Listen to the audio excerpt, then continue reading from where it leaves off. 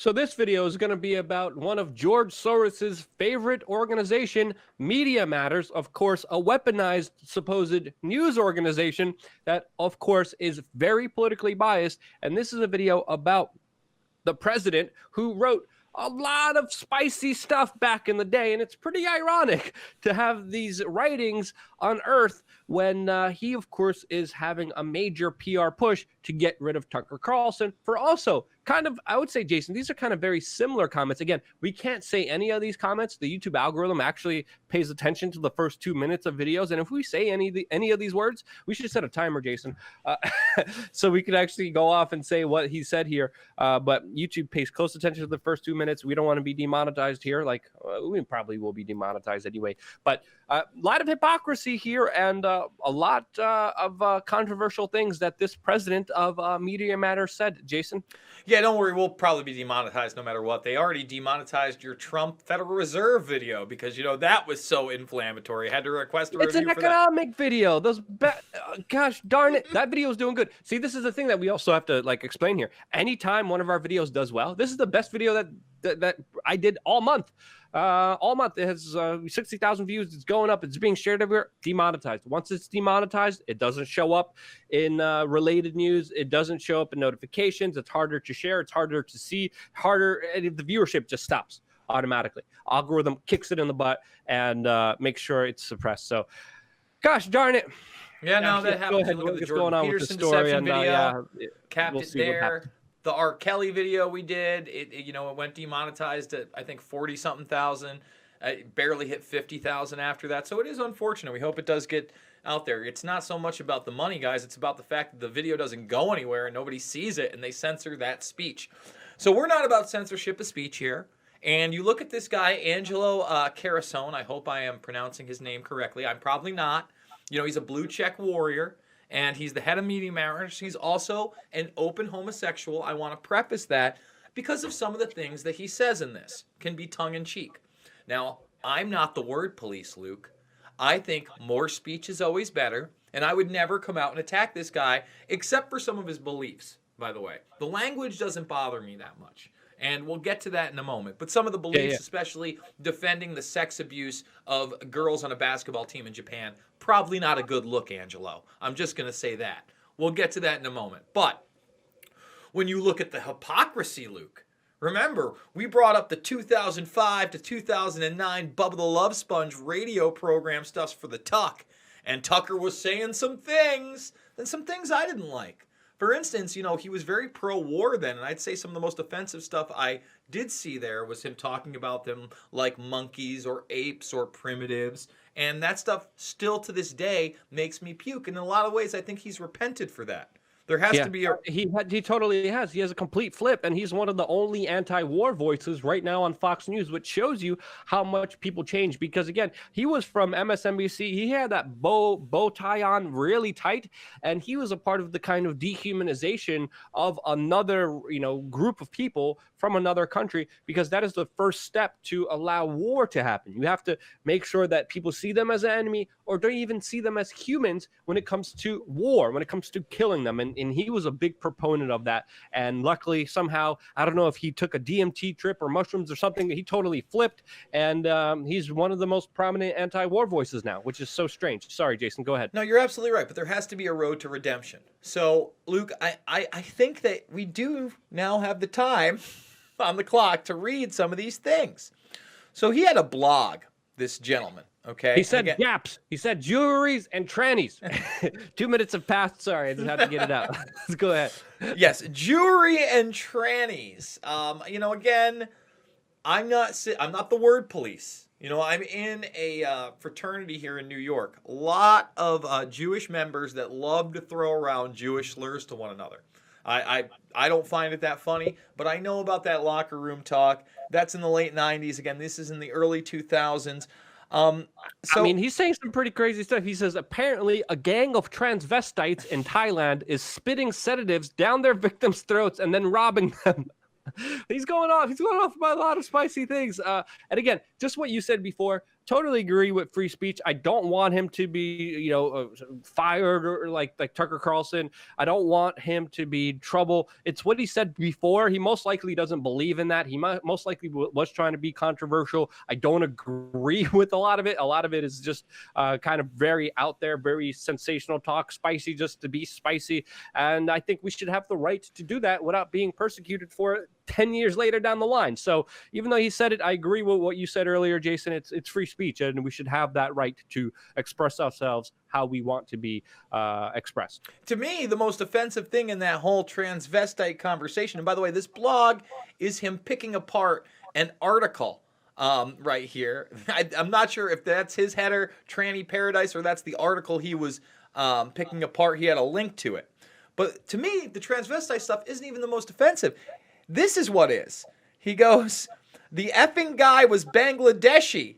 Oh, and while we're at it, what the hell was he doing with $7,300 worth of stuff? The guy's Bangladeshi. Now remember, that's racist. This is taking place in Thailand. So if somebody from Bangladesh is in Thailand, that means he's a traveler. That means he probably has money. I've got news to Mr. Media Matters here. Not everybody that is a wealthy traveler is white, is American. You think you don't have to explain this stuff to people, but again, this is the guy that's looking out for us. He's a social justice warrior. And I don't think because, again, he's an open homosexual that we're going to skip one over, that he should get a pass for this one. Yeah. So, again, Jason, anyone playing the moral high card is usually full of crap. And usually a bigger sinner, usually a bigger perpetrator of horrible acts himself. But he goes on to mention Eddie Murphy, Robert Downey Jr. He's pretty explicit here, to say the least, Jason. Well, when he's talking about Robert Downey Jr. and Eddie Murphy, at least in Eddie Murphy's case, there was that incident where he was pulled over with a transvestite in his car. It was a big media to-do at the time. Really pre-social media, pre-internet, really, I think, getting big even. So that was able to blow over. Back in the day, those things could go away. Who knows if it'll come back, but probably not. If he was dating that transvestite at this point, it wouldn't even be a scandal. He would be on the cover of every magazine. He'd be Times Man of the Year. He'd be like, oh, he's so brave and stunning. And each his own. And hey, if Eddie Murphy wants to do that, let Eddie Murphy do that. Society shouldn't be the kind of, again, the supposed moral overwatcher of what is right and wrong. That's bullcrap. And the people who try to assess those roles are usually, again, as I mentioned, same thing with homosexuality. I find it extremely interesting that many of the largest kind of protesters, of the largest politicians who are against homosexuality, have been caught many times in homosexual activity. Some of them even arrested for it in bathroom stalls when they were creating laws against homosexuality. It's all bullcrap, and a lot of people are usually the bigger portrayers of it, like has been documented so many times, and not like it's documented here with this free speech issue. Yeah, so he tries to get a pass here. I'm just going to read the opening sentence. Thanks to my adorable boyfriend, and then in quotes he says, come on, despite his Jewry, he's adorable. That somehow because his boyfriend is Jewish, he would be physically less attractive or somehow less attractive. Like, I don't think that's funny. He goes on to compare himself to Eric Cartman, who obviously is the most, if not... definitely on the show, the most, but if not ever, the most mainstream character on any television show that's obviously anti-Semitic. You'll go back to even the 9/11 episode, and what was he constantly trying to do? Prove that the Jews did it. It was Kyle and the Jews. Kyle was part of that conspiracy. So here he's relating to himself. Listen, he says, if you're at all familiar with South Park, then you know that Eric Cartman is such a funny character, quotation marks, I try to do my very best to emulate him. Okay? Now, again, he is funny. I love South Park. I think a lot of that is satire. I certainly would never be like, well, I relate to Eric Cartman because of his hatred for Jewry. Insanity. Insanity. Yeah. And then he says this. Comedy. And I would even, Jason, argue that what South Park has done and what other kind of risky comics have done as far as race relations is actually improve them when they're able to bluntly talk about them and joke about them and actually have people laugh about certain situations. And this is the polar opposite. And I want to know what happened to this guy, because he probably had the opposite kind of experience than Tucker Carlson did. Tucker Carlson, again, we speculated he might have taken some mushrooms, DMT, became anti-war, pro-free speech when he was probably against it back then. This guy kind of went into the opposite way. I don't know what he took or whatever, but obviously totally different perspective at what he's calling for, what his group represents from what he used to be before, which again, I would argue the kind of South Park humor, the kind of open conversation, the kind of blunt conversation that can make people laugh is actually more healing and more productive to society than this closed off, you can't say this, how dare you offend me, uppity, butthurt, limousine liberal bull crap that's being perpetrated on society right now. That's my take on it. Anything else you want to say, Jason? Oh, I got more to say. I've got more to say. When you look at this thing, again, you look at David Brock, who was the head of the Media Matters before this, right? David Brock, for those that don't know, was actually a right-wing political activist. He was very anti-Clinton. You could see him on C-SPAN, the McLaughlin Group, as this political pundit. But he was really only about money. Now, at the time, he was a closeted homosexual. In his book, he wrote that he actually went on a blind date with Matt Drudge at one point. Big scandal. He turns over. He becomes Soros style. And that shows you that these people, they're really apolitical. They're not really the social justice warriors that they make themselves out to be. They're about profit and power. After all, that's what George Soros is about. And you're going to see that in an upcoming interview with David Icke, where we show you the clip where Soros says he's out to make money and he doesn't let politics get in the way of those decisions. So here he is again, this guy who's supposed to be, again, all about free speech and forward progression, saying that it's no secret that Brett and I have radically different political and philosophical outlooks. Some would classify me as a radical liberal, others as an idiot. See, that's kind of funny. You are kind of an idiot. Brett, on the other hand, is moderate, leaning conservative.